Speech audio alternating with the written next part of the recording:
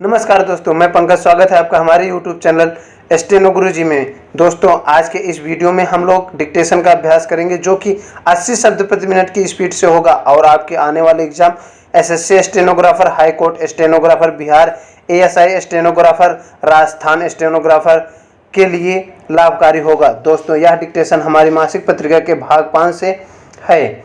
इसका PDF video के description में लिंक दिया गया है, वहां से डाउनलोड कर सकते हैं।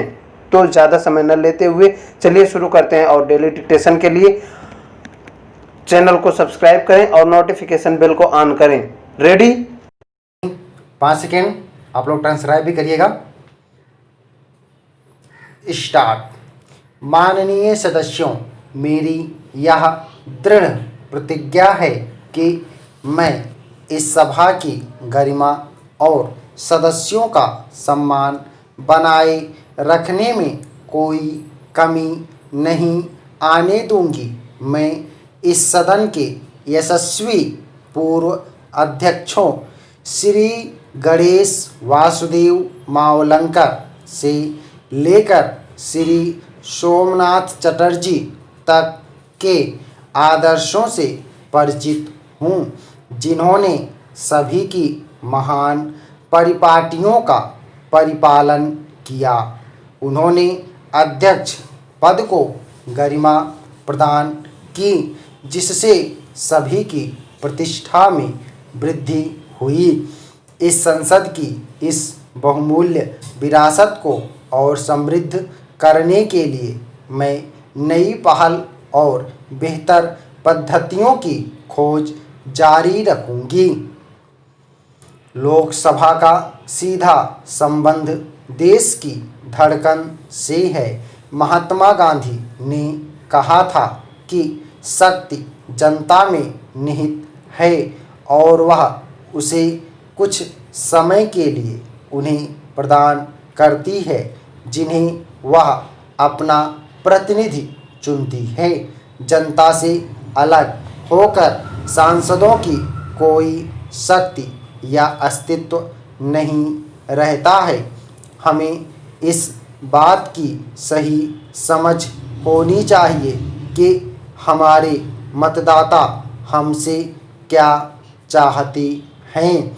वे चाहते हैं कि हम सभा में उनके सरोकारों, चिंताओं और आकांक्षाओं को प्रभावशाली ढंग से रखें और आवश्यकतानुसार कानून बनाएं। अतः हम चर्चा और वाद विवाद करें, आवश्यक हो तो असहमति भी व्यक्त करें, परंतु शालीन तरीके से और सभा की कार्यवाही में बाधा डाले बिना। सभा में कुछ वर्ग समझते हैं कि सभा में अहमियत को असरदार बनाने के लिए सभा की कार्यवाही को रोक देना आवश्यक है। दरअसल माननीय सदस्यों को जनहित की समस्याओं और चिंताओं को सदन में प्रस्तुत करने के लिए विभिन्न तरीके सुलभ हैं। यदि हम इन तरीकों का प्रभावशाली ढंग से उपयोग करें तो हम इस सदन को विचार विमर्श का सार्थक मंच बना सकते हैं। खंडित जनादेश और त्रिशंकु लोकसभा की अटकलों के बावजूद जनता ने स्थिरता और अच्छे शासन के पक्ष में स्पष्ट जनादेश दिया है। हम जिस वेस्टमिनिस्टर प्रणाली का अनुसरण करते आए हैं उसमें कार्यपालिका संसद की ही एक प्रशाखा है और हर समय उसके प्रति जवाबदेह है। जनता से अच्छा शासन चाहती है, चाहे हम सत्ता पक्ष के हों या विपक्ष के। हमें उन्हें अच्छा शासन देना ही होगा। भारतीय संसदीय लोकतंत्र के प्रमुख निर्माता पंडित जवाहरलाल नेहरू से हमें प्रेरणा ग्रहण करनी चाहिए, जिनके अनुसार लोकतंत्र का अर्थ है जो हमारे साथ सहमत हों या ना हों, उनके प्रति सहिष्णुता और सम्मान का भाव रखना।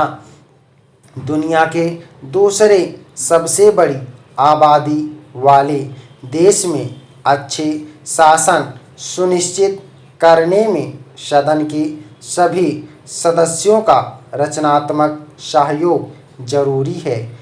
हमारी जनता आपकी ओर बड़ी आशा से देख रही है और मुझे विश्वास है कि उनकी जीवन स्थितियों को बेहतर बनाने में आप कोई कसर नहीं रखेंगे। भारतीय मध्य वर्ग एक बहुत ही अजूबा प्राणी है।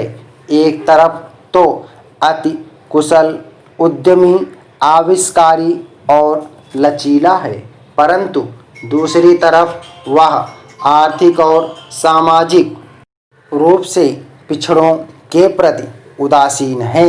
कभी कभी तो अपनी कुशलता के लिए खतरा बन सकने वालों के लिए वह शत्रु भावी भी रखने लगता है। इनमें से कुछ लोगों को कोरोना से लड़ रहे स्वास्थ्य कर्मियों और विदेशों में अटके तमाम भारतीयों को देश वापस लाने वाले एयरलाइन वालों के प्रति व्यवहार देखकर क्या कहा जा सकता है। कुछ लोगों का स्वार्थी पागलपन इस हद तक है कि अनेक मकान मालिकों ने स्वास्थ्य कर्मियों को घर खाली करने का नोटिस दे दिया और कुछ ने एयरलाइन से जुड़े लोगों को सार्वजनिक रूप से उत्पीड़ित किया। अन्य तबके पीछे उनमें उनकी उस भय से अपनी सुरक्षा ही एकमात्र उद्देश्य रही जो वास्तव में है ही नहीं। इनके इस व्यवहार के पीछे दो कारण समझ में आते हैं। पहला, मध्य वर्ग में अनेक लोग ऐसे हैं जो इस वायरस से प्रभावशाली ढंग से निपटना चाहते हैं, परंतु वे इस युद्ध के मैदान में उतरना नहीं चाहते हैं। वे चाहते हैं कि ऐसे सैनिक इस खतरनाक जंग में लड़ते रहें, परंतु वे उनसे दूर रहें। दूसरे, इस वर्ग के कुछ लोग ऐसा भी सोचते हैं कि वे स्वयं को कोरोना अभेद्यता का कवच बना सकते हैं। उनके इस व्यक्तिगत क्षेत्र की पवित्रता को कोई प्रदूषित नहीं कर सकता। इसमें कुछ बाहरी लोगों को जरूरी प्रवेश मिल सकता है। आखिरकार किसी को कचरा साफ तो करना है, फाटकों की रक्षा करनी है, घरेलू सहायता प्रदान करनी है और कार ड्राइव करनी है, लेकिन ये बाहरी रोग पीड़ित हैं।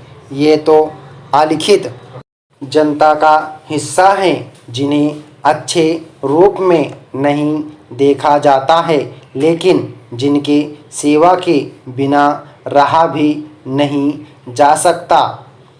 ये बाहरी लोग आते कहाँ से हैं? इनमें से ज़्यादातर तो शहरी बस्तियों और झुग्गियों से आते हैं। इनके मोहल्लों में सोशल डिस्टेंसिंग संभव नहीं है। बहुत लोग एक ही कमरे में रहते हैं। स्वच्छता के लिए पर्याप्त सुविधाएं नहीं हैं। सीवेज निपटान बहुत खराब है। इतना सब होते हुए भी इनके अस्तित्व को खत्म नहीं किया जा सकता। इस लॉकडाउन में इंडिया बनाम भारत विभाजन को बहुत बढ़ा दिया है। इंडिया से समृद्ध लोगों के लिए आत्म अलगाव में रहना चिड़चिड़ापन पैदा करने वाला हो सकता है, परंतु यह सहन करने योग्य होता है। समृद्ध लोगों के लिए एक अनोखा अवसर है। इस अवसर का लाभ वे सोशल मीडिया के द्वारा योगा स्पोर्ट देखते हुए आराम से उठा सकती हैं। स्टॉप। ओके दोस्तों, आप लोग इसको प्रैक्टिस करिएगा। 80 शब्द प्रति मिनट की स्पीड से है। उम्मीद करता हूं दोस्तों वीडियो आपको पसंद आया होगा, तो चैनल को सब्सक्राइब करके वीडियो को लाइक कर दीजिएगा। और अगर इसका PDF आपको चाहिए तो वीडियो के डिस्क्रिप्शन में लिंक दिया गया, वहां से डाउनलोड कर सकते हैं। डेली डिक्टेशन के लिए आप चाहें तो हमारे चैनल का मेंबरशिप ले सकते हैं। यदि आपको मेंबरशिप ज्वाइन करने में कोई प्रॉब्लम आ रही है तो आप दिए गए नंबर पर व्हाट्सएप या ईमेल कर सकते हैं। हमारी मेल ID है study4stenographer@gmail.com। तो आज के लिए बस इतना ही रखते हैं। मिलते हैं नेक्स्ट वीडियो में नई जानकारी के साथ। तब तक के लिए बाय। Thanks for watching. जय हिंद, जय भारत।